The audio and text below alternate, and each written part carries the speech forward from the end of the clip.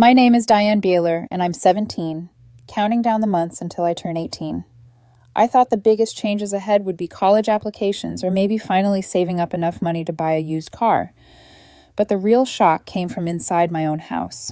The strange thing is, my own house isn't just a figure of speech. Legally, the house is mine. We live in a slightly old two-story home with creaky floors and sunlight that streaks across the living room like it's searching for memories. My biological dad, Peter, bought this place long before I was born. He passed away when I was 6, but the memories I have, his warm laughter, his rough hands that smelled like sawdust, feel carved into the walls. He left the house specifically to me, not my mom, not to us, just me, written clearly in the will with a shaky signature I grew up memorizing. Mom and I have been here ever since. For years, it was just the two of us. She worked long shifts, and I learned to turn almost anything into dinner with a microwave. This place wrapped around us like a threadbare blanket, never perfect, but ours. Then, when I was around 9, Mom started dating again. That's when Greg entered the picture. He was cheerful, loud in that friendly way, always showing up with takeout bags and saying, "You ladies ready for a feast?" Like he was auditioning to be the fun stepdad in a TV show. And honestly, at first he was good to me. He remembered my friends' names, helped with homework, and acted like I was part of his world. When he married my mom and moved in, everyone kept saying how wonderful it was that I'd have a father figure again. No one asked if I wanted one. Still, I adapted.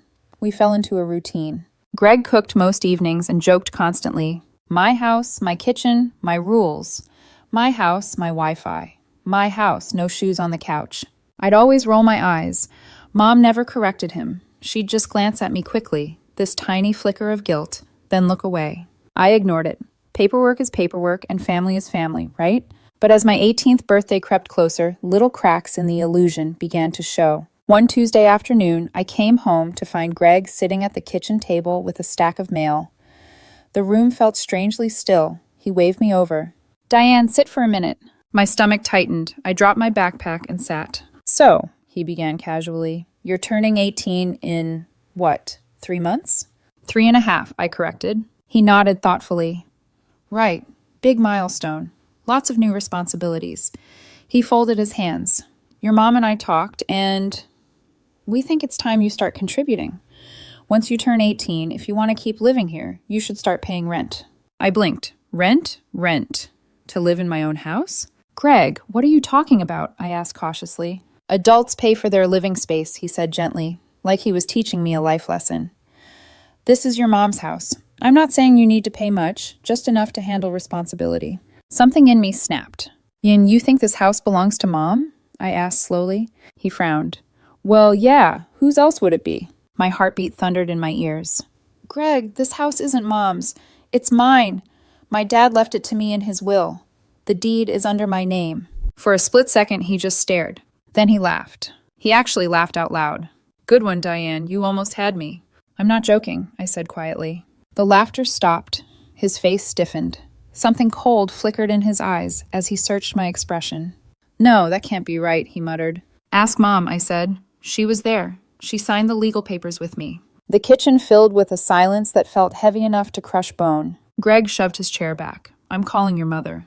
"Go ahead," I whispered. "You should." He disappeared down the hallway, leaving a trail of confusion, embarrassment, and something darker in the air. And I sat there, staring at the dent in the kitchen table where Dad once hammered a loose nail back in place. For the first time in my life, I realized, maybe I wasn't the one who'd been pretending this was a family. Maybe they were the ones living in a truth they didn't want to face. The house was strangely quiet that evening. My mom finally came home from her shift, still smelling like hospital disinfectant. Greg pulled her aside immediately, and their hushed voices drifted through the hallway like smoke from a kitchen fire. I stayed in my room, my back against the door, listening to the muffled conversation that kept rising and falling. At one point, Greg snapped, "Why didn't you tell me?" Mom whispered something I couldn't catch, her voice shaking. Then, silence. A thick, heavy silence that stretched until dinner. A silence that told me everything had changed. I escaped outside to clear my head. The air was cool and the porch light buzzed weakly. I pulled out my phone and dialed the one person who always made things feel less impossible. Evan, my boyfriend. We'd been together for almost a year, long enough for him to know most of the messy, complicated knots in my family life. His voice was a steady balm through the phone. "What happened?" he asked immediately. "You sound like you're about to combust." I let out a humorless laugh. "Greg told me I have to start paying rent when I turn 18. "What? Rent? In your own house?" "Yep," I said bitterly. "And he didn't even know it was mine. Mom never told him." Evan exhaled slowly. "Diane, that's insane." I sank onto the porch steps. "I don't know what to do. I feel like everything in this house is upside down." He stayed quiet for a beat. Then, gently, "Come over. I'll make tea. Or we don't have to talk. We can just exist." I wanted to go. God, I wanted to run straight into the warm, safe world he created around me. But I also felt glued to the ground. Like if I left, something would explode without me here. "I can't," I whispered. "Not tonight."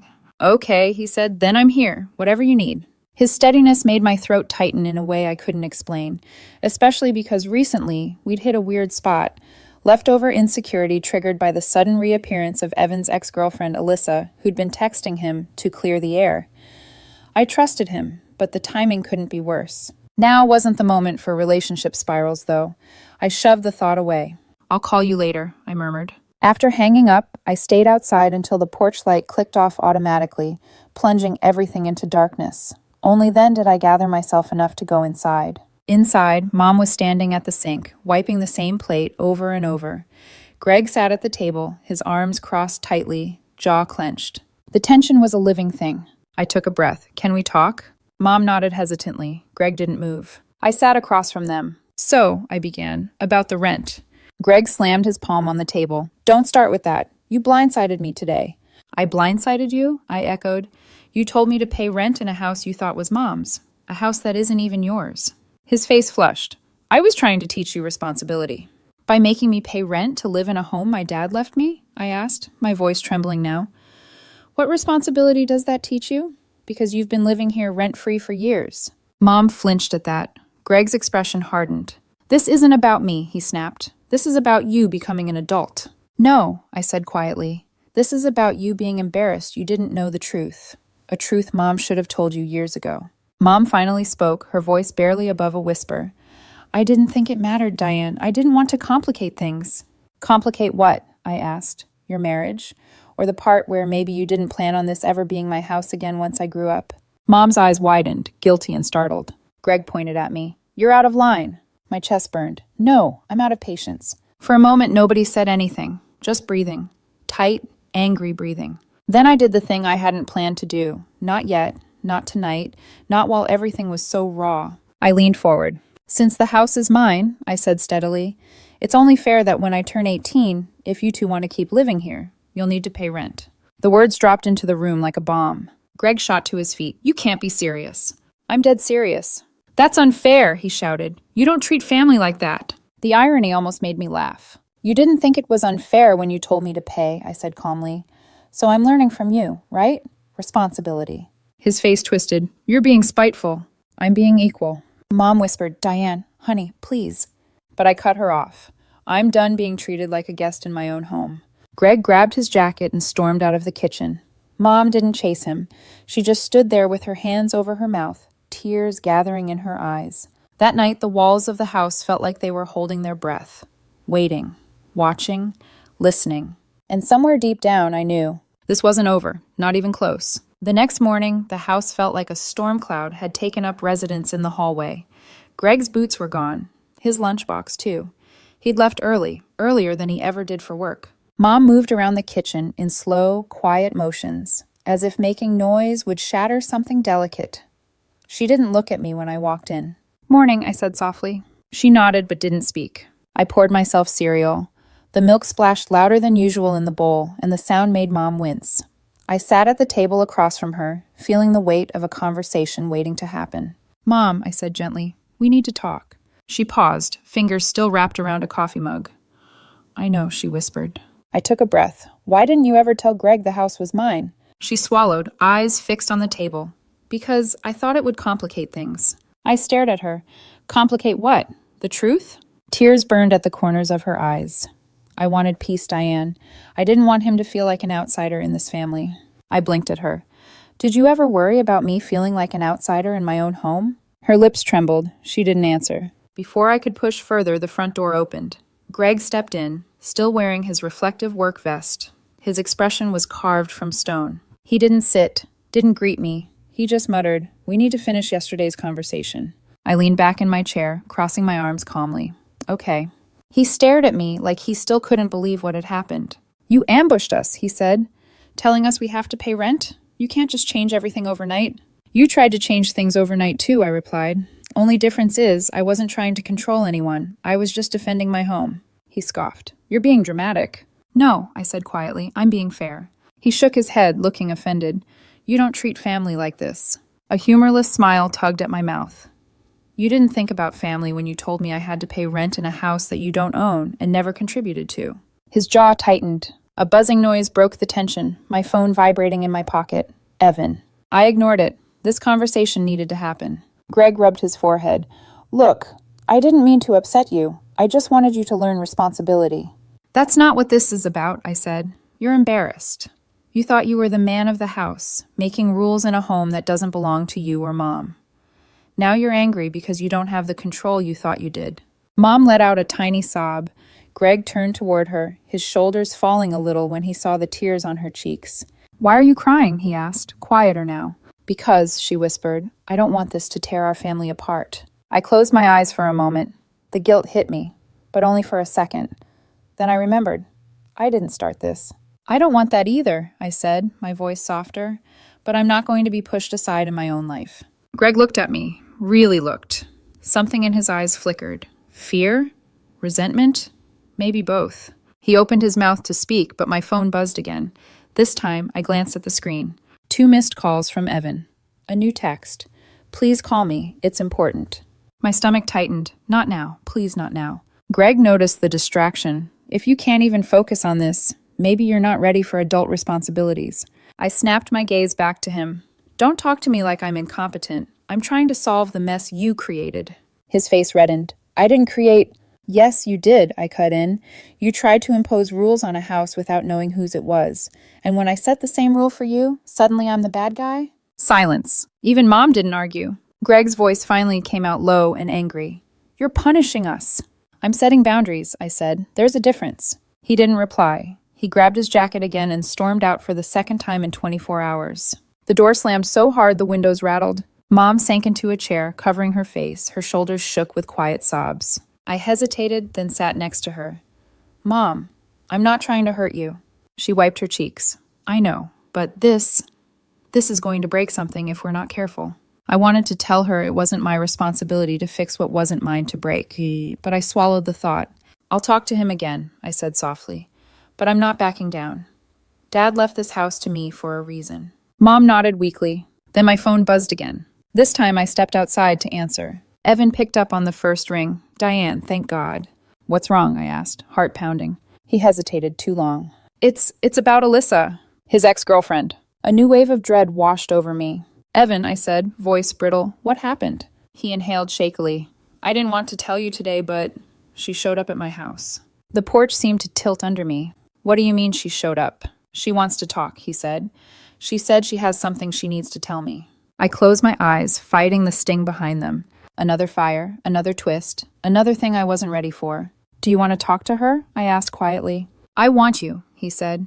"I don't care about her. I didn't want to keep it from you." But the timing, the weight of everything, it all pressed on my chest like an anchor. "Diane," he said gently, "are you okay?" "No, not even close." "I will be," I whispered. "Just give me some time." As I hung up, I realized something sharp and painful. My life was splitting at the seams. At home, in my relationship, in ways I never saw coming. And the worst part, I could feel something bigger building, something none of us were prepared for. For the next 2 weeks, the house felt like it was made of fragile glass. Every door closed softly. Every footstep was measured.